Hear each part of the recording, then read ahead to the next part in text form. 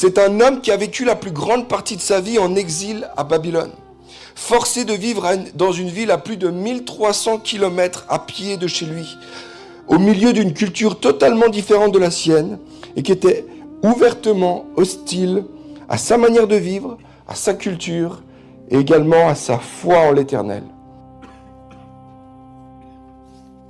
Au verset 8, Daniel prit la ferme décision, il fit le choix intense de ne pas se laisser, de ne pas se souiller en consommant les plats servis à la table du roi et les vins de ses banquets. Tu vois, par son exemple, Daniel nous apprend à vivre pour Dieu et sans compromis au milieu d'une culture et d'une génération où nous sommes. Toi et moi, notre appel, c'est de vivre dans cette génération, dans cette culture, dans le monde, sans être du monde, d'aimer le monde, de briller dans le monde. Il y a des choses fondamentales où tu ne dois pas te laisser compromettre. Et selon la façon dont tu réponds à ces questions-là, on peut dire en fait, si tu suis Dieu sans compromis ou si au contraire tu vis en fait comme un genevois. Daniel prit la ferme décision de ne pas se laisser compromettre, de ne pas se laisser souiller, de ne pas se laisser polluer. L'important c'est que tu es en Christ. Ce que j'ai reçu, ce que je suis et ce qui me distingue des autres, je l'ai reçu par grâce et par grâce seule en Dieu. Amen. J'avais besoin qu'on puisse se rappeler ce que Raphaël nous a apporté dimanche dernier, parce que je crois qu'il y a des choses à saisir dans cette série au niveau de Daniel, surtout dans les temps dans lesquels nous sommes confrontés. Il était certes confronté à une culture assez hostile par rapport à la foi, mais nous voyons que nous-mêmes, aujourd'hui, nous rentrons aussi dans ces temps-là qui ne sont pas toujours simples. Et merci Raph, en tout cas, pour cette excellente prédication que tu as apportée, qui m'a grandement interpellé aussi pour ma vie personnelle. Et je pense que c'est important de revenir et de se remettre dans l'ambiance. Alors, j'ai voulu aussi me mettre dans l'ambiance. J'ai mis mon costume babylonien parce qu'il faut savoir qu'il y avait tout un contexte à l'époque. Vous savez qu'en général, je suis plutôt habillé en jogging, assez détendu. Mais là, je me suis dit, je veux rentrer dans le contexte. C'est-à-dire que je veux mettre un des plus beaux habits. Parce qu'il y en a plusieurs qui m'ont dit, ce matin, dis donc, c'est toi qui prêches ou quoi? Je dis, ouais, c'est moi. Et en fait, je me suis dit, je veux rentrer dans le contexte. Donc, j'ai mis un des plus beaux habits, costume babylonien, sur mesure. Donc, j'ai oublié les baskets. Merci. C'est mieux comme ça. Hein. Et en plus de ça, j'ai fait, comme Daniel, j'étais en week-end célibataire. C'est-à-dire ma femme loin, mes enfants loin. J'étais célibataire, comme Daniel, habillé en babylonien, comme Daniel. Et là, je suis vraiment dedans. Et là, je vais vous aider aussi à rentrer dans le contexte et on va envoyer la deuxième vidéo pour vraiment rentrer dedans. C'est important. Babylone, une des plus grandes villes de l'Antiquité, située sur les rives de l'Euphrate dans l'actuel Irak. Fondée il y a plus de 4000 ans, elle était le centre d'un empire qui a influencé profondément la culture et l'histoire du Moyen-Orient. Babylone était un carrefour de commerce, d'art et de sciences. Sa société était avancée avec des systèmes juridiques et éducatifs complexes. Le code de Hammurabi, l'un des plus anciens ensembles de lois écrits, en est un exemple remarquable.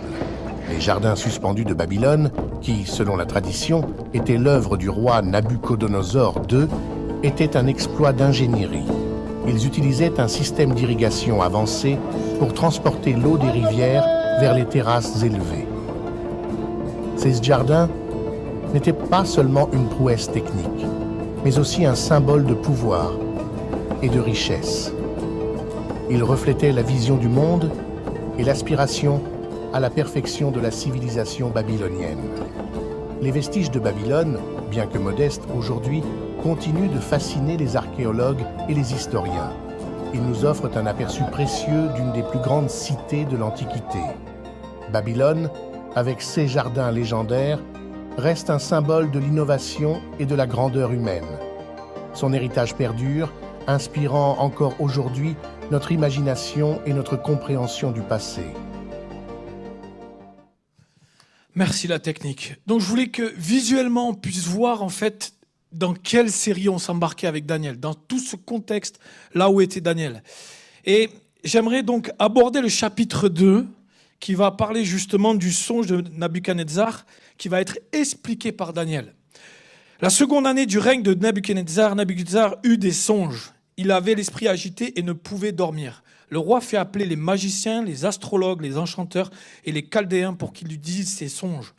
Ils vinrent et se présentèrent devant le roi. Le roi leur dit « J'ai eu un songe, mon esprit est agité et je voudrais connaître ce songe. » Les chaldéens répondirent au roi en langue araméenne. « Ô roi, vis éternellement, dit le songe à tes serviteurs et nous t'en donnerons l'explication. » Le roi reprit la parole et dit aux Chaldéens, « La chose m'a échappé. Si vous ne faites pas connaître le songe et son explication, vous serez mis en pièces et vos maisons seront réduites et en tas d'immondices. Mais si vous dites le songe et mon explication, vous recevrez de moi des dons et des présents et des grands honneurs. C'est pourquoi, dites-moi le songe et son explication. » Ils répondirent par la seconde fois, « Que le roi dise le songe à ses serviteurs et nous en donnera l'explication. » Le roi reprit la parole et dit « Je m'aperçois en vérité que vous voulez gagner du temps parce que vous voyez que la chose m'a échappé. Si donc vous ne faites pas connaître le songe, la même sentence vous enveloppera tous.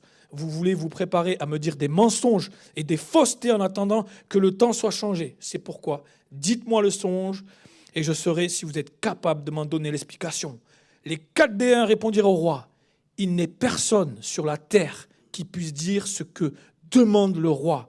Aussi jamais roi, quelque grand et puissant qu'il était, n'a exigé une telle chose d'aucun magicien, astrologue ou chaldéen. Ce que le roi demande est difficile. Il n'y a personne qui puisse le dire au roi, excepté les dieux dont la demeure n'est pas parmi les hommes. » On est dans un contexte où là, Daniel n'est pas encore rentré en scène là. Il a fait une petite pause entre le chapitre 1 et le chapitre 2.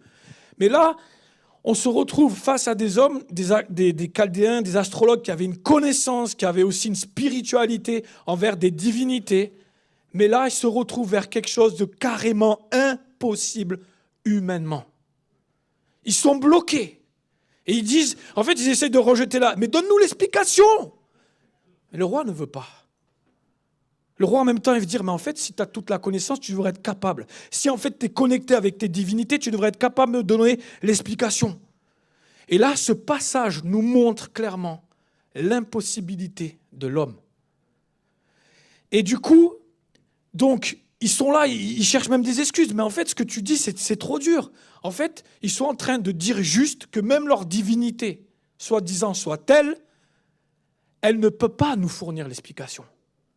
Donc en fait, ils sont en train d'annuler clairement les fonctions de leur divinité, en disant, mais en fait, nos divinités, elles ne peuvent pas nous les dire, parce qu'elles n'habitent pas là, c'est des représentations, mais en fait, il n'y a rien, c'est néant. Eux-mêmes, à ce moment-là, ils sont en train de dire, nos divinités ne sont rien. Donc en fait, ça prouve l'incapacité humaine. Ça, c'est intéressant. Parce qu'aujourd'hui, vous allez voir après, que le fait juste qu'ils attestent ça, en fait, nous, on ne peut rien faire. Et en fait, tu as envie de te dire, mais à quoi ça sert d'adorer des divinités qui ne peuvent rien faire? Des choses, en fait, qui ne t'apportent rien. Et là-dessus, le roi se mit en colère et s'irrita violemment. Il ordonna qu'on fasse périr tous les sages de Babylone. La sentence fut publiée, les sages allaient être mis à mort. Et l'on cherchait Daniel et ses compagnons pour le faire périr. Alors Daniel s'adressa d'une manière prudente et sensée à Arjoc, chef des gardes du roi, qui était sorti pour mettre à mort les sages de Babylone. Il prit la parole et dit à Arjoc, commandant du roi, « Pourquoi la sentence du roi est-elle si sévère ?» Arjoc exposa la chose à Daniel, et Daniel se rendit vers le roi et le pria de lui accorder du temps pour donner au roi l'explication. Ensuite, Daniel alla dans la maison et instruisit de cette affaire Anania, Michaël et Azaria, ses compagnons, les engageant à implorer la miséricorde du Dieu des cieux afin qu'on ne fasse pas périr Daniel et ses compagnons avec le reste des sages de Babylone. Alors, le secret fut révélé à Daniel dans une vision pendant la nuit. Et Daniel bénit le Dieu des cieux. Daniel prit la parole et dit « Béni soit le nom de Dieu, d'éternité en éternité. À lui appartiennent la sagesse et la force. C'est lui qui change les temps et les circonstances, qui renverse et qui établit les rois, qui donne la sagesse aux sages et la science à ceux qui ont de l'intelligence. Il révèle ce qui est profond et caché. Il connaît ce qui est dans les ténèbres et la lumière demeure en lui. Dieu de mes pères, je te glorifie et je te loue de ce que tu m'as donné la sagesse et la force, de ce que tu m'as fait connaître, de ce que nous t'avons demandé et de ce que tu nous as révélé, le secret du roi. Là, en fait, on passe à une autre page. On avait la page divinité, Dieu, etc., dit, etc., zéro, c'est-à-dire impossible. Et là, tu tournes une page et là, tu as affaire à un Dieu unique, incroyable et qui révèle des choses impossibles. On a un Dieu puissant. Quand tu lis ça, tu peux juste t'arrêter et te dire « Waouh !» Et comme Jean-Philippe il nous disait tout à l'heure, c'est marrant parce que je suis passé au même endroit que lui hier et j'ai regardé cette montagne. Je disais à mon frère « Regarde, c'est incroyable comme c'est beau, ces montagnes. » Et on a affaire à un Dieu qui est immuable, qui ne bouge pas, qui est le même hier et aujourd'hui. Et quand tu vois ces belles montagnes, tu peux juste t'arrêter, frein à main, et tu contemples. Et aujourd'hui, c'est ce qu'on oublie tous, de mettre ce frein à main, de méditer la parole, d'aller dehors, de lâcher ton attel, tout ce qui te prend la tête, et va voir ce que Dieu a fait, surtout dans notre région. On est béni dans notre région, on a tout, la montagne, les arbres, la mer, parce que le lac, il est tellement grand qu'on pourrait croire que c'est la mer, c'est juste incroyable. Et on a des temps magnifiques, on a les 4 saisons, on est béni dans notre pays. On est béni. On a la France à côté. Bon, eux, ouais, ils sont sympas, mais après, le reste est magnifique. On a tout. Les campagnes, les lacs, la ville, tout. Mais le frein à main, arrête-toi et contemple. Ce Dieu incroyable. Et je me dis, mais juste ça, tu as envie de t'arrêter et de dire, mais waouh, Seigneur, non seulement tu fais des choses belles, incroyables, mais en plus, ce qui était impossible, tu le rends possible. Parce que Daniel a recherché la face de Dieu. Mais j'aimerais vous dire aussi, il ne l'a pas cherché tout seul. Il avait ses copains qui étaient là. Viens avec moi, on va prier ensemble. On est ensemble et on prie. Et en fait, j'imagine, quand les copains de Daniel, ils ont vu que Daniel avait reçu la vision, ils ont dû être encouragés dans leur foi. Quand tu viens à l'église, c'est aussi pour être encouragé dans ta foi. Parce que tu vas rencontrer les uns les autres, tu vas commencer à parler, voilà ce que Dieu m'a fait dans la semaine. Et là, ils étaient ensemble, ils priaient, et Dieu a parlé à Daniel. C'était Daniel mais ils ont prié ensemble. Daniel n'était pas le seul à prier. Et quand nous prions pour des choses, pour des personnes, on est ensemble. On est une église, tu n'es pas tout seul. Et des fois, tu traverses des tempêtes, tu traverses des difficultés. Mais viens, on va prier pour toi.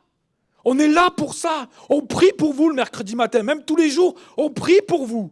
Parce qu'on croit que Dieu peut toucher vos cœurs. On croit que Dieu amène la guérison. Ça ne s'est pas arrêté à hier. Les guérisons, elles sont encore aujourd'hui. Ce n'est pas moi qui le dis. La parole dit, Jésus est le même hier, aujourd'hui et éternellement. Dieu peut encore guérir. Les paroles que nous a apportées Jacques, je le crois. Je partage avec Jacques et combien de personnes ont été touchées par les paroles qu'il a apportées. Et combien de personnes Dieu s'est servi de Jacques, de sa bouche, pour toucher des personnes et des gens ont été guéris dans cette église. Ça ne s'arrête pas hier, c'est encore aujourd'hui. Dieu agit. Et tu t'arrêtes à ça et tu te dis, waouh, en fait, on a un Dieu incroyable. Moi, je regarde juste ça, je me dis, waouh. Et là, il va se servir de Daniel. Et Daniel, il aurait pu dire, j'ai reçu la parole. Il aurait pu gonfler les pectoraux. C'est moi. Non! Premièrement, il s'humilie et il rend gloire à Dieu. Et là, qu'est-ce qu'il va faire? Deuxièmement, il aurait pu faire aussi le kéké, devant les Chaldéens. Oh, j'ai eu la révélation. Non! Il n'est pas parti comme ça. Regardez bien ce qu'il dit. Après cela, Daniel se rendit auprès d'Arjoc, à qui le roi avait ordonné de faire périr les sages de Babylone. Il alla, il leur parla ainsi. Ne fais pas périr les sages de Babylone. Conduis-moi devant le roi et je donnerai au roi l'explication. Arjoc conduisit promptement Daniel devant le roi et lui parla ainsi. J'ai trouvé parmi les captifs de Juda un homme qui donnera l'explication au roi. Le roi prit la parole et dit à Daniel qu'on nommait Beltshazar. Es-tu capable de me faire connaître le songe que j'ai eu et son explication?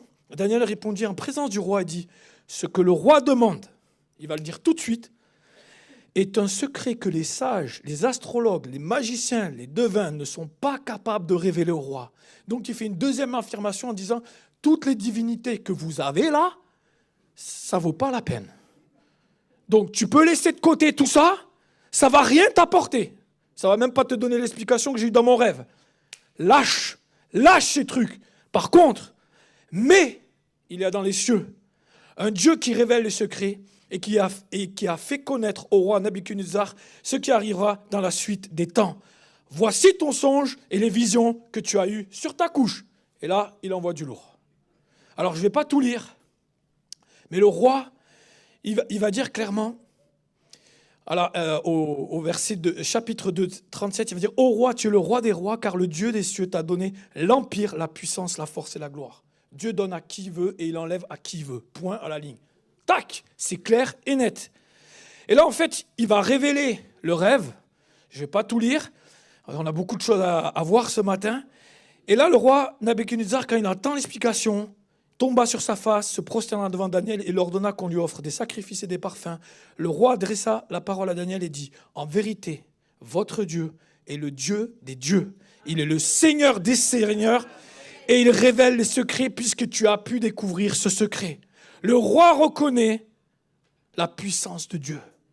Mais il ne le fait pas en one-one. Hein. Il y a, comme vous, il devait avoir du monde autant que vous. Et il le dit devant tout le monde. Il va dire, voilà, ce Dieu, c'est le Dieu. Point. Mais ce n'est pas fini. C'est pas fini. On va rentrer donc dans la suite. On reconnaît que nous avons un Dieu incroyable, un Dieu de l'impossible. Et là, on passe au chapitre 3. Les choses vont se corser là. Et le chapitre 3, il va nous concerner encore plus. Mais il va rejoindre le chapitre 2. Chapitre 3, on connaît tout ce qui s'est passé. Et là, je vais lire une partie. Donc en fait, ce qui s'est passé dans la petite histoire, c'est que Nabuchodonosor, même s'il avait reconnu que c'était Dieu, il n'était pas profondément convaincu que c'était de Dieu. Il était encore un peu partagé. Parce que vous allez voir qu'il y a plusieurs étapes avant que Nabuchodonosor reconnaisse qu'il était le Dieu. Là, il a juste dit en parole. Il n'est pas passé par les actes. On dit beaucoup de choses, mais des fois, les actes ne suivent pas. Et là, ça ne suit pas. Pourquoi ?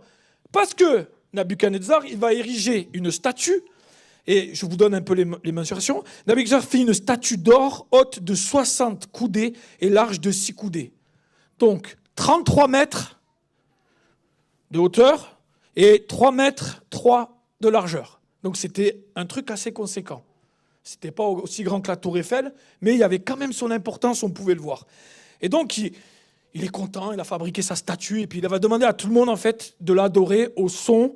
Quand il va avoir la musique, tous ensemble, ils vont lui demander de l'adorer. Sauf que, rappelez-vous de l'épisode, les Chaldéens, vous pensez qu'ils l'ont vécu comment, là ? Ils se retrouvent vers un Dieu qui révèle les trucs, pas à eux. En fait, en quelque sorte, ils ont été un peu humiliés, mis de côté. Ils n'ont pas eu la révélation que Daniel a eue. Donc ils sont jaloux. Il y a quelque chose qui crée en haut. Attends, c'est quoi encore ? De nouveau, encore le peuple juif. Et là, on va encore les accuser. Eh, les juifs, là, vous venez d'où ?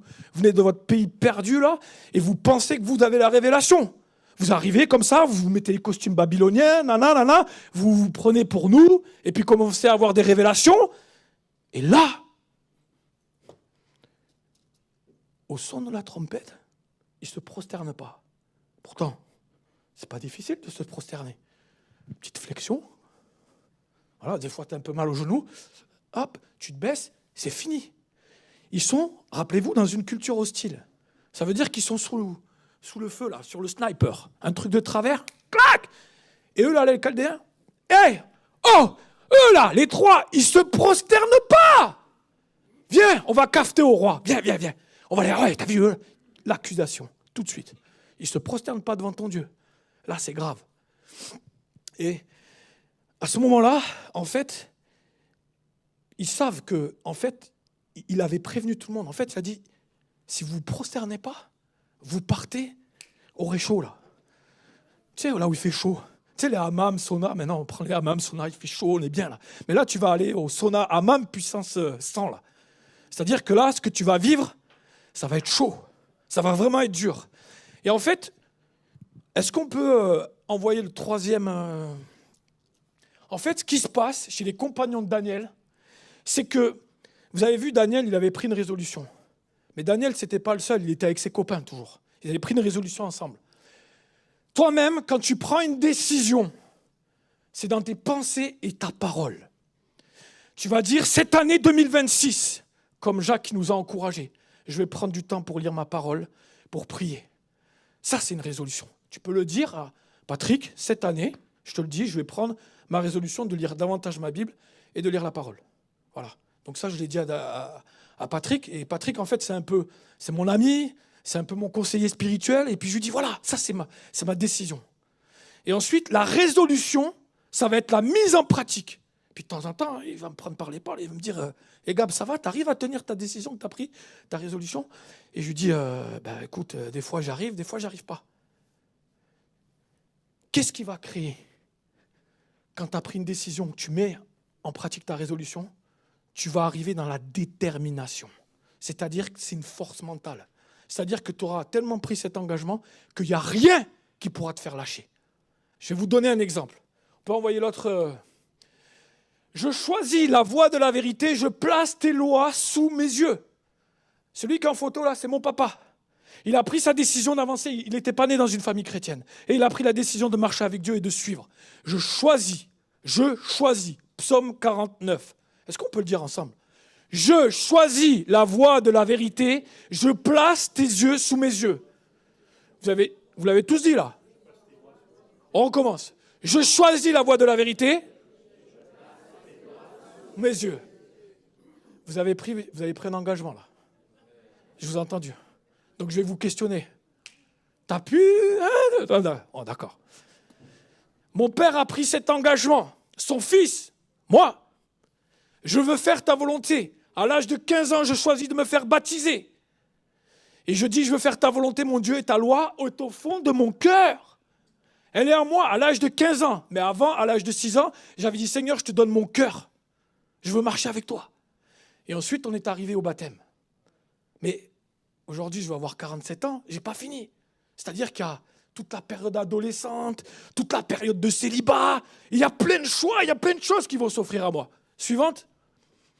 Mais j'ai pris une résolution. Je me réjouis de ta parole comme celui qui trouve un grand trésor. Là, j'étais dans la forêt en train de prendre un temps avec Dieu et je m'émerveillais de sa nature. J'aime beaucoup la nature, j'aime beaucoup faire des photos. Donc là, vous allez en voir. On avance. À l'âge de 16-17 ans, j'étais un passionné de rugby. Mais qu'est-ce que j'avais dans la main gauche? La parole. Moi, je marche dans l'intégrité. Suivante. Encore de nouveau, j'escalade une petite montagne, je serre ta parole dans mon cœur afin de ne pas pécher contre toi. La Bible, toujours avec moi. Je la serre contre mon cœur. Je quitte ce lieu, j'ai ma Bible. Je vais faire mon sport, j'ai ma Bible. Je dois la mettre partout. Dans chaque pièce de mon logement, il y a une Bible, même aux toilettes. Parce que je suis un ouf. Peut-être.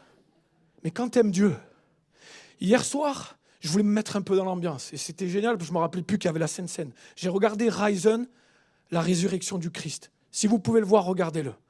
C'est une histoire vraie, et il y a toute une petite histoire autour qui n'est pas dans la Bible, mais qui, voilà, c'est une petite enquête en fait, au temps de Jésus. Pourquoi Jésus, en fait, il est ressuscité, il a disparu, et il y a un officier romain qui va être ramené.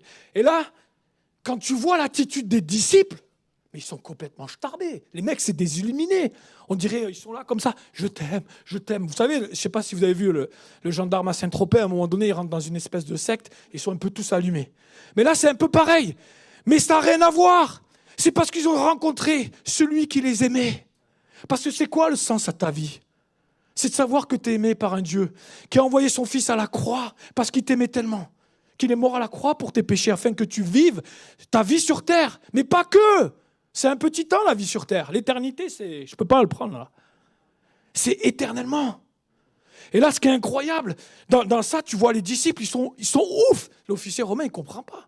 Il parle d'amour. Les mecs, dès qu'ils voient Jésus, ils lui courent après, ils vont lui faire des câlins. Mais c'est quoi ça? Je crois que Jésus, il aimait faire les câlins. Il aimait prendre les gens dans les bras. Quand on voit le fils prodigue qui part, qui va vivre son moment de folie et qui revient vers Dieu, et l'image de ce père qui court les bras ouverts pour prendre son fils dans les bras. Ça, c'est un Dieu d'amour que nous avons tous ici. Si tu ne l'as pas encore, je t'invite à le rencontrer. Et ça, c'est tellement génial, c'est tellement au-dessus de tout ce qu'on peut avoir dans le monde. On prend la diapo suivante. Pour moi, m'approcher de Dieu, c'est mon bien. Je place mon refuge dans le Seigneur l'Éternel afin de raconter toutes tes œuvres. Suivante. J'espère en ton salut, ô Éternel, et je pratique tes commandements. Ça, c'est C'est plein d'années, hein. Je grandis et puis j'aime bien faire les photos de nature. Et toujours, quand on me prend en photo, je demande, prends-moi une photo, c'est tellement beau. Et je lève les mains, le doigt et je dis, Seigneur, merci pour ce que j'ai en face de moi. Puis je prie. Vas-y, continue. Je lève mes mains vers tes commandements que j'aime et je veux méditer tes statuts. Et tout ça, chaque année, chaque jour, j'entretiens ma relation avec Dieu. Je continue. Les amis, je suis loin d'être parfait. Je fais partie de la catégorie des plus grands pécheurs. Mais par contre, mon péché, il est pardonné par Dieu. Et je ne veux pas lâcher ma relation avec Dieu. Je ne veux pas lâcher ma prière quotidienne. Je ne veux pas lâcher ma lecture de la parole. Je ne veux pas lâcher les temps que je passe avec les uns et les autres. J'aime l'Église. J'aime vous voir. Parce que chacun d'entre vous, on prend du temps, on s'encourage. On se fortifie, on prie ensemble. Et vous imaginez les gars, ils ont prié ensemble là. Il y a eu une révélation, ils sont chauds les gars. Mais ils vont être encore plus chauds de s'approcher de la fournaise. Les gars, ils sont tellement motivés. Les 3 compagnons de Daniel, ils ont vu que Dieu avait répondu à Daniel. Et ils ont pu éviter une première fois la mort. Donc les gars, ils ont vu tellement Dieu répondre que là, à un moment donné, ça fait paf! On ne se prosternera pas devant ton Dieu parce qu'on n'y croit pas du tout. Nous, on a un Dieu qui est puissant, qui révèle des choses incroyables. Oh mais les gars, vous êtes ouf. Vous allez vous retrouver là dans un four qui a été chauffé à je ne sais pas combien de degrés. Vous allez griller comme des saucisses et encore plus que ça. Mais t'es là, wouh! Mais moi, j'ai pas envie. Diapo suivante. En fait, tu as tellement cultivé cette habitude que tu es capable de dire qu'à Christ, c'est ma vie. Et mourir est un gain. Et c'est exactement ce que vont faire les 3. Qu'est-ce qu'ils vont dire? Regardez bien ce qu'ils vont dire. Shadrach, Meshach et Abednego sont amenés devant le roi et répliquèrent au roi. Nous n'avons pas besoin de te répondre là-dessus. Voici notre Dieu que nous servons peut nous délivrer de la fournaise ardente et il nous délivrera de ta main, ô roi. Sinon, sache, ô roi, que nous ne servirons pas tes dieux et que nous n'adorons pas la statue d'or que tu as élevée. Oh, les mecs, ils sont déter. C'est des machines de guerre. C'est-à-dire, ils sont en face, on va vous tuer, on va vous griller là. Mais les mecs, ils lâchent rien. Ils ont une paix tranquille. Ils sont déterminés. Mais la détermination est venue parce que pendant des années, ils ont cultivé cette relation avec leur Père céleste. Ce que nous-mêmes, nous devons vivre. Parce que nous allons forcément rentrer dans des temps qui vont être de plus en plus hostiles. Que vas-tu faire quand on va te mettre un pistolet sur la tempe et te dire renonce à ta foi ou tu prends une balle dans la tête? Souvent, je me suis posé la question. Que vas-tu faire quand tous ces 21 chrétiens coptes en Syrie, agenouillés, avec leur tenue orange, avec un couteau sur la gorge, ils ont été prêts à mourir. Dieu n'avait pas décidé de leur laisser la vie. C'est dans les plans de Dieu, on ne sait pas pourquoi. Mais en tout cas, ils étaient tous déterminés. Ils sont tous morts. Mais aujourd'hui, ils sont dans la gloire de Dieu. Et le plus important, ce n'est pas ta vie sur terre. C'est préparer ton avenir là-haut. Et ton avenir là-haut, tu le prépares dans le temps que tu passes avec Dieu, dans le temps que tu médites ta parole. Il y a des choses qui se passent dans les cœurs. Mais prends du temps. Aujourd'hui, on a tendance à plus s'accorder du temps à autre chose. Mais ça, c'est important. Et du coup, Nabuchodonosor, il va quand même leur laisser une petite chance. On va recommencer en fait juste pour vous. On va rejouer une petite musique là. Et si on y va. Hein. Mais les gars, tu peux faire ce que tu veux avec quelqu'un de déterminé. Il sait qu'en fait, son avenir, il est entre les mains de Dieu. Donc tu peux me tuer aujourd'hui. Rien à faire. Je vous raconte une petite histoire qui était dans le livre de Porte ouverte, l'église persécutée, qui m'a beaucoup impacté et qui m'a beaucoup remis en question sur moi si ça m'arrivait la même chose. Petite église en Chine. En Chine, ils sont très persécutés à cause de leur foi. C'est-à-dire qu'ils se réunissent en église de maison, mais cachés. Ils disent une petite réunion là, ils sont très discrets. Et là, en fait, il y a la police secrète qui arrive. Donc, un groupe de chrétiens qui sont là en train de prier leur Bible, ils font de mal à personne, ils vivent un moment tranquille. Et la police secrète découvre qu'ils se réunissent. Ils les font sortir dehors. L'officier présente un portrait de Jésus. Il le pose par terre, il lui dit, chaque personne qui va sortir, maintenant vous allez passer un par un, et vous allez cracher sur le visage de Jésus pour montrer que vous le reniez. Celui qui ne le fait pas, il prendra une balle dans la tête. Un à un, ils sortent. Normal, vous feriez quoi là? Là en fait, c'est soit tu fais, soit tu meurs. On est dans des réalités, je vous parle de ça il n'y a même pas 5-6 ans en arrière. Ça peut arriver chez nous. Nous, on est tranquille, bonnard au soleil. Mais le jour où ça va commencer, est-ce que nous serons prêts? Et là, un tour, paf, il crache. Et là, il y a une petite de 7 ans. Elle arrive près du portrait de Jésus. Elle se met à genoux. Elle prend le portrait. Elle enlève tous les crachats. Elle essuie tous les crachats. Elle prend le portrait. Elle fait un bisou dessus, sur Jésus. Et là, l'officier, balle dans la tête. 7 ans. Mais quel exemple! Gab, est-ce que tu serais capable de faire ça? Est-ce que nous serions capables? Jusqu'à présent, ça ne m'est jamais arrivé. Mais dans une nuit où je sentais fortement l'oppression qui était là, et je sentais que ça allait partir en cacahuète pour moi, je me suis relevé et j'ai crié « Car Christ est ma vie, et mourir est un gain ». Je veux me préparer, parce que peut-être ce genre de situation arrivera. Mais les gars, ils n'ont rien. Ça m'est arrivé de manière professionnelle. C'est pas que juste ça, ça peut t'arriver, tu peux perdre ton boulot, tu peux perdre plein de choses. Excusez-moi d'aborder ce sujet, mais il y a des écoles prestigieuses sur Genève, mais qui ne sont pas forcément exemplaires. J'ai travaillé à l'Institut Florimond quand je suis arrivé en début en Suisse. J'étais surveillant. C'est une bonne école, il y a tous les fils des chefs d'État, des gouverneurs qui vont là-bas. Bonne ambiance, c'est sympa. Et ils ont un petit livret avec marqué toutes les valeurs. Je me suis dit, j'aime, il y a des belles valeurs. Mais entre ce qui est écrit et ce qui est vécu, c'est pas la même chose. Que Dieu les bénisse. Voilà. Ce qui s'est passé, c'est qu'on m'a dit, Gab, à un moment donné, donc je surveillais vous êtes en examen, on m'a dit, fais attention de ne pas choper ceux qui trichent, parce que ça pourrait retomber sur toi. En gros, laisse-les tricher. Et ça, c'est une des parties que j'ai pu voir.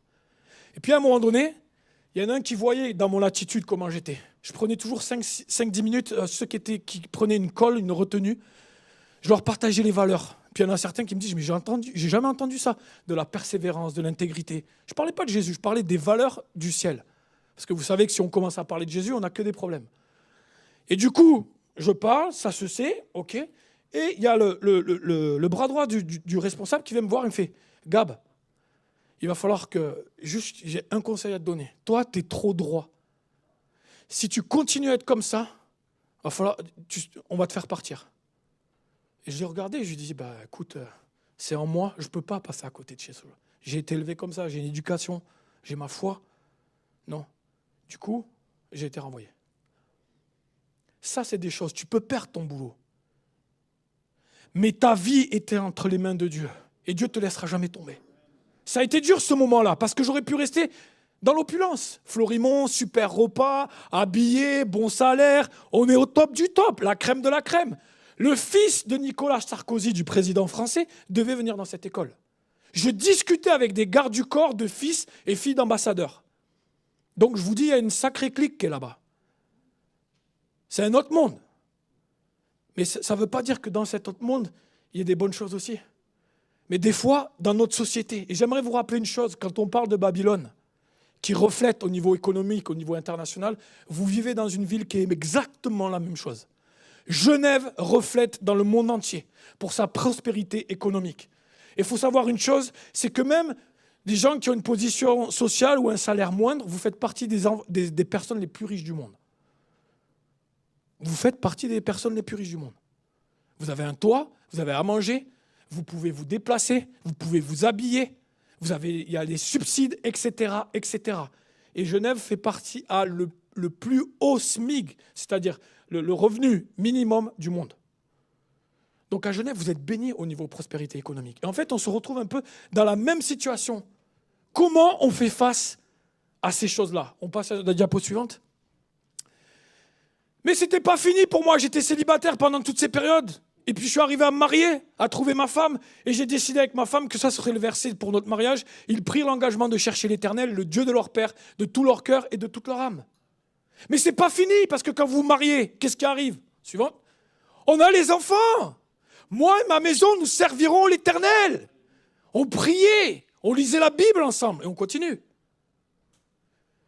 Je te loue de ce que je suis une créature si merveilleuse. On l'a dit ce matin, c'était rigolo. Tes œuvres sont admirables et mon âme le reconnaît bien. À partir du moment où tu prends des résolutions, que tu proclames la parole, il y a quelque chose en toi. Ce matin, moi, je n'avais pas envie d'arrêter la louange. J'étais bien. Et j'aurais préféré continuer que parler avec vous, là. Des fois, on est plus à l'aise dans certaines choses où tu es là, tu es connecté avec Dieu, tu es tellement bien que tu te dis, bon, allez, j'enlève tout ça et je continue à louer Dieu parce que tu es bien dans sa présence. Là, célibataire, je suis à la maison et je veux prie, j'étais là, ouais, Seigneur, ah, j'étais à fond. Heureusement que les voisins ne m'entendaient pas, parce que c'était la révolution. Mais je profite de ces moments quand je suis seul, et je prie, parce que j'aime prier. Et la prière, elle doit faire partie de chacun d'entre nous qui marche avec Jésus. Ok, on peut passer l'autre diapo 4, s'il te plaît. Regarde bien ce qu'il dit. Eux, ils l'ont dit clairement. Ils ont dit, on ne s'abaissera pas. Pourquoi ? Parce que tu n'auras pas d'autre Dieu devant ma face, tu ne te prosterneras point devant elle et tu ne les serviras point. Car moi, l'Éternel, ton Dieu, je suis un Dieu jaloux. On a un Dieu qui est jaloux. Il n'a pas envie que tu ailles voir d'autres divinités. Et aujourd'hui, on parle de divinités, mais regardez bien ce qu'on a aujourd'hui. Diapo suivante. Car c'est de l'abondance du cœur que la bouche parle. En fait, on voit un petit peu tout ce qui peut nous amener plus loin. Petite image. Maintenant, on va parler en mots, on va passer la diapo. Regardez bien tout ce qu'il y a. Alimentation, sport, like sur Internet, sexe, alcool, achat convulsif, voiture, écran, cigarette, bien-être, matérialisme, travail, ministère, activisme, habits, apparence, position sociale, relations, argent. C'est quelques petits exemples. Ils ne sont pas tous pas bien, mais il faut savoir trouver un équilibre en toutes choses. Et souvent, ces choses, elles peuvent nous manger. Moi, quand j'ai commencé à l'âge de 15-16 ans, que j'ai commencé à découvrir le sport, j'étais à fond. Je ne pouvais pas passer un seul jour sans faire mes pompes, parce que je me sentais mou. Et puis, le sport, ouais, j'étais à fond. Puis à un moment donné, j'ai dit, mais attends, Gab, tu fais quoi ? C'est pour ça que vous voyez la photo où je tiens la Bible et le ballon, parce que je voulais retrouver cet équilibre. Et pas dire, je dédie ma vie au sport. Non ! Et en plus de ça, les amis, j'ai toujours aimé manger. Toujours. Et quand j'allais... Donc je suis toulousain, vous savez, dans le sud-ouest, il y a la bonne gastronomie, là. Il y a le cassoulet, il y a le foie gras. Et t'aimes manger parce que c'est la convivialité. Et quand tu joues au rugby, on parle de la troisième mi-temps. Et la troisième mi-temps, c'est la fête, on mange. C'est l'église, en fait. C'est l'église. Et moi, j'aime ça. Tout à l'heure, je vais aller manger avec les jeunes adultes, on va au resto, on va se rigoler. Vous savez pourquoi ? Parce que le dimanche, je mange, mais le lundi, je jeûne. Alors je vais me préparer, là. Non. Tout ça pour vous dire que je visais tout le temps les restos à volonté, à discrétion, comme vous dites en Suisse. Tout le temps. Un de mes copains, il faisait 140 kilos, on arrivait. Et quand ils arrivaient, mais ils devenaient fous. Il y a un Asiatique, on se demande s'ils n'ont pas fermé à cause de nous. Parce qu'on arrivait, on mangeait de tout. J'arrêtais pas. Mais à côté de ça, je voyais mon père qui allait au jeûne et prière le dimanche midi. Et je disais, mais papa, comment tu fais pour pas manger le midi ? Moi, j'y arriverai jamais. Moi, je peux pas, j'y arrive pas. Mais en fait, plus tu cultives ta relation avec Dieu, plus tu sens, toi, qu'il y a quelque chose qui te dit, prends du temps avec moi. J'ai réussi à 27 ans à commencer à jeûner par un repas parce que je voulais aller plus loin avec Dieu. Et ensuite, j'ai appris petit à petit à prendre des habitudes. Je coupe ma faim et je me concentre sur Dieu. Ça n'a pas été facile. Hein. Honnêtement, ça n'a pas été facile. Il y a des moments où j'ai dû arrêter parce que j'avais mal à la tête. Il n'y a rien qui est facile quand vous prenez une habitude. Mais n'empêche, vous préparez à être déterminé dans les moments les plus durs. Et souvent, c'est ce qui nous manque, la préparation. Est-ce que tu es prêt au retour de Jésus ? Là, s'il revient maintenant, est-ce que tu es prêt ? Il arrive là, il t'enlève. Paf, tu pars. Il reste que le costume babylonien. Là. Oup, et hop, moi je monte. Moi, je suis prêt. Mais pas qu'aujourd'hui. Demain, je veux être prêt. Mardi, je veux être prêt. Tous les jours de la semaine, je me prépare. Parce que je sais que je suis faible. Et j'ai besoin tous les jours de revenir à la croix. Il le dit dans la parole. N'oubliez pas ce qui s'est passé il y a 2000 ans en arrière. N'oubliez pas toutes les bénédictions dont je vous ai comblé. Et tout ça pour vous dire que, en fait, tu peux porter un costume. Et je vais vous montrer quelque chose. Là, aujourd'hui, j'ai fait le kéké un peu.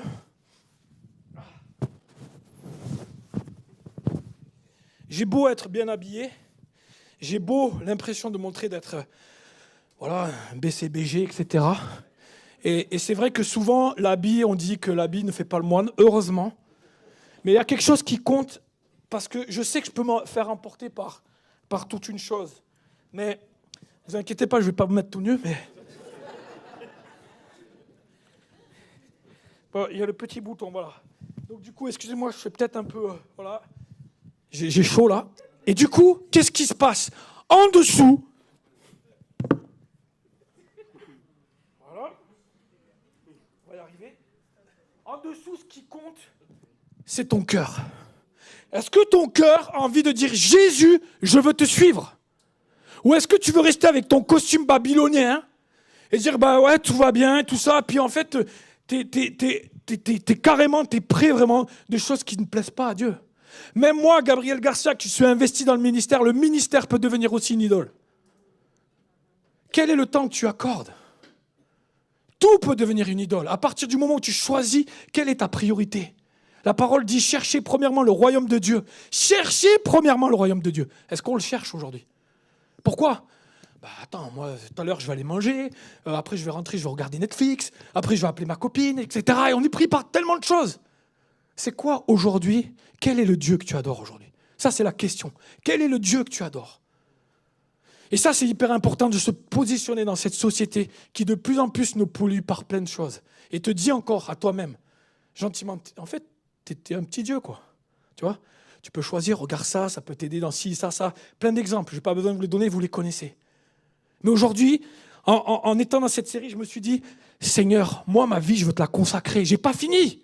J'ai commencé à l'âge de 6 ans. Donc maintenant, ça fait 40 ans que je marche avec Jésus. Ça n'a pas été facile. J'ai eu des doutes, j'ai eu des craintes, j'ai eu des découragements. On s'est moqué de moi, j'en ai pris plein la tête, même physiquement. J'ai ramassé. Mais j'ai dit, Seigneur, malgré tout, je te confie ma vie. Je marche avec toi, je te fais confiance. Mais par contre, je veux être encouragé par toi. Quand je viens le dimanche avec vous, je suis encouragé de vous voir. Et me dire, en fait, je ne suis pas tout seul. Et là, les gars, ils ont dit, clairement, nous, on n'est pas tout seul, on est ensemble, on est 3. Ils se motivaient. Peut-être que s'il avait été tout seul, on ne sait pas. Mais là, ils étaient les 3. Ils avaient prié ensemble, ils avaient vu Jésus agir. Et là, qu'est-ce qui se passe ? Ils sont les 3, on te met dans la fournaise si tu ne prosterneras pas. Et là, ils avaient une telle détermination. Suite à ce qui s'était passé sur la révélation de ce rêve, ils étaient chauds là, les gars. Mais tu peux y aller, tu peux nous mettre. Nous, on croit en Dieu, on est en paix. Et là, on va les amener dans la fournaise. Et là, il avait tellement chauffé que les serviteurs, les soldats qui étaient à côté, c'est eux qui ont péri. Mais eux, ils n'ont même pas été touchés par le feu. Ils sont ressortis. Et là, le roi, il se lève, il voit 4 personnes. Parce qu'il y a un ange, certains disent un ange, d'autres disent que c'est Jésus qui était à côté d'eux. Mais ils n'ont pas cramé. Et quand ils sont sortis, ils ne sentaient pas la merguez. Ils étaient normaux. Ils sont sortis, tac, voilà, tout va bien. Parce que Dieu les a gardés. Et Dieu encore, il peut nous garder. Il peut faire des choses qui nous dépassent. Et c'est ça qui est incroyable. Et j'aimerais vraiment vous dire, l'église, c'est ta relation avec Dieu chaque semaine. Mais viens à l'église, parce que des fois, tu peux être découragé, te dire, ouais, c'est bon, l'église. Non, viens juste passer un moment dans la présence. Les uns avec les autres, on s'aiguise les uns avec les autres. Hier, on était avec... Aimable a monté une équipe pour aller aider une amie à elle à Lucerne. Et moi, j'étais dans l'équipe et j'étais tellement impressionné de voir Juliane, qui est là. Tu peux te lever, s'il te plaît ? Allez, lève. Voilà. Juliane, il vient d'arriver dans l'église et il était là pour aider. Et ce qu'on a fait hier... Merci, Juliane. Et ce qu'on a fait hier... Ah ouais, on va l'applaudir, c'est clair. Ce qu'on a fait hier, on n'était pas en tenue babylonienne. Hier, on était en tenue toulousaine, c'est-à-dire décontracté, et on était sale. On était sale parce qu'on a dû vider un entrepôt, il y avait des toiles d'araignée, ça faisait un moment que ça traînait, bref, on était vraiment sale. Mais lui, il était là avec Ruben, mon neveu, et ça faisait plaisir de voir ces jeunes qui servaient avec leur cœur. Ça, c'est l'église. On sert ensemble dans les petites choses. Des fois, il y a des moments où on vit des choses ensemble. Des fois, il y a des petits moments où on va faire un repas ensemble, où on va servir des côtés un peu organiques. Comme ça, tac, on vit des choses. Ça, c'est l'église. On sert, on aime ensemble. Et là, Julien et Ruben, ils mettaient tellement en pratique la parole de Dieu. Aime ton prochain comme toi-même. Il y a déjà aime ton Dieu, comme le dit la parole. Ils ont tellement aimé Dieu que même si on leur disait, mais en fait, tu vas mourir là. Non, je ne vais pas mourir. Moi, en fait, Christ, c'est ma vie. Et mourir, c'est un gain. Donc en fait, tu peux me tuer. Moi, ma vie, elle continue là-haut. Je suis dans la paix. Et aujourd'hui, c'est vrai qu'avec tous les bruits de la société qui courent, on peut commencer à se poser des questions. Et se dire, mais le jour où ça va arriver, est-ce que tu es prêt ? Est-ce que tu es prête ? Est-ce que Gab, tu es prêt ? Je ne peux pas dire que je serai prêt quand il y a quelqu'un qui va me mettre un pistolet sur la tempe, je ne sais pas. Mais je me prépare à être prêt pour dire non, je veux servir Dieu avant tout. Et être prêt dans ces moments-là. Mais pas que. Si demain, ton patron te demande de faire quelque chose qui déroge à ton intégrité, est-ce que tu vas le faire au risque de perdre ton travail ? C'est dur ça. Mais si tu as préparé ce temps, si tu es déterminé, alors tu seras prêt. Et cet exemple de la Bible m'a tellement touché. Et je me dis, il le dit à un moment donné, je vais finir avec ça. Nebuchadnezzar prit la parole et dit, quand ils sont sortis, « Béni soit le Dieu de Shadrach, de Meshach et de Abednego, lequel il a envoyé son ange et délivré ses serviteurs qui ont eu confiance en lui et qui ont violé l'ordre du roi et livré leur corps plutôt que de servir et d'adorer aucun autre Dieu que leur Dieu. » Mais moi, j'ai juste envie que, quand j'arrive là-haut, on me dise, voilà, Gab, il a servi que Dieu toute sa vie. Patrick, il a servi Dieu toute sa vie. Raphaël, il a servi Dieu toute sa vie. Et ainsi de suite. J'aimerais tous vous nommer. On a tous servi un Dieu qui nous aime et qui a donné un sens à notre vie sur terre et avec qui on va partager l'éternité. Alléluia! Oh, mais vous n'avez pas envie. Moi, je languis son retour. J'ai hâte d'être avec lui. Alors, je ne vais pas me passer sous un bus. C'est pas ça l'idée. Mais ce que je veux, c'est j'attends, je languis. Parce que quand je vis ces moments avec vous le matin, je me dis, mais au ciel, ce sera multiplié par 100. Si la fournaise a été capable d'être chauffée ça, mais ça va être chaud là-haut. Ça va être chaud. N'oubliez pas que dans le feu humain peut se manifester, le divin se manifeste. Et quel que soit ce que vous traversez, Dieu est avec vous. Ayez confiance en lui. Prenez du temps dans sa parole et la prière. Même Jacques qui disait, mais cette parole qui disait, reviens à moi. Revenons à lui ensemble. Si ça ne va pas, viens nous voir. On est là pour t'encourager. Un de mes boulots, c'est d'être coach sportif. Donc si tu veux que je te booste, je suis là. Et vous le savez tous. Vous savez que j'aime bien vous reprendre aussi par rapport à quand vous avez arrivé en retard. Mais les amis, on vient adorer un Dieu juste incroyable. Soyez là à 10h, venir louer un Dieu qui a fait ça à la croix. Il n'y en a aucun autre. Aucun autre, seul Dieu. Je vais juste finir par la prière, parce que j'aimerais bien rajouter des choses, mais je crois que là, c'est bon. Et j'aimerais vous inviter à faire quelque chose. Vous êtes libre, soit de courber la tête, soit de vous mettre à genoux, et de faire cet engagement, et dire, Seigneur, c'est toi que je veux suivre. Quoi qu'il va arriver, quoi qu'il m'arrive, c'est toi que je veux suivre. Jésus, je veux te suivre. Seigneur, merci parce que ce matin, on veut se remettre devant toi, chacun devant toi, chacun avec cette décision de dire, Seigneur, oui, je veux te suivre, je veux m'engager coûte que coûte, je ne veux pas fléchir le genou devant d'autres divinités, devant d'autres activités. Seigneur, c'est devant toi que je fléchis les genoux, c'est toi que je veux suivre, c'est en toi que je veux avoir confiance parce que je sais que tu es avec moi jusqu'à la fin de ma vie. Seigneur, je te redonne mon cœur encore. Et je prie pour que chacun d'entre nous prenne cette résolution dans son cœur, de chercher ta face, de prier, de lire sa parole et de mettre en pratique ta parole. Et que le jour où on sera devant les faits accomplis, où on devra te choisir toi ou un autre, qu'on puisse te choisir toi, quoi qu'il en coûte. Tu as payé le prix à la croix pour moi, je vais être prêt à le payer pour toi. Et Seigneur, je prie vraiment pour que cet engagement puisse vraiment se prendre dans chacun de nos cœurs ce matin. Je prie vraiment pour qu'on ait la soif et la passion de te suivre. Merci pour cette belle assemblée.